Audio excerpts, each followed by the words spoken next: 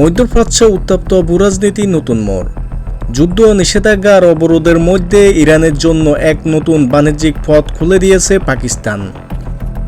আল জাজিরার এক প্রতিবেদনে জানানো হয়েছে, পাকিস্তান এখন থেকে তার ভূখণ্ড ব্যবহার করে ইরানের পণ্য পরিবহনের ট্রানজিট সুবিধা দিবে। সমুদ্র বন্দরে অবরোধ এবং চলমান যুদ্ধের কারণে বিপর্যস্ত ইরানের অর্থনীতির জন্য এই স্থল বাণিজ্যিক পথকে বড় স্বস্তি হিসেবে দেখা হচ্ছে। তবে এই সিদ্ধান্ত ঘিরে উঠেছে গুরুত্বপূর্ণ প্রশ্ন। আমেরিকা দীর্ঘদিন ধরে ইরানের উপর যে অর্থনৈতিক চাপ সৃষ্টি করে আসছে, পাকিস্তানের এই পদক্ষেপ কি সে চাপকে দুর্বল করে দিবে? একই সঙ্গে ইসলামাবাদের মধ্যস্থতা, চলমান শান্তি আলোচনা এই সিদ্ধান্ত কি প্রভাব ফেলবে তা নিয়ে শুরু হয়েছে নানা বিশ্লেষণ। বিশেষজ্ঞদের মতে এটি শুধু একটি বাণিজ্যিক সিদ্ধান্ত নয়, বরং আঞ্চলিক শক্তির ভারসাম্য নতুন এক অধ্যায়ের সূচনা।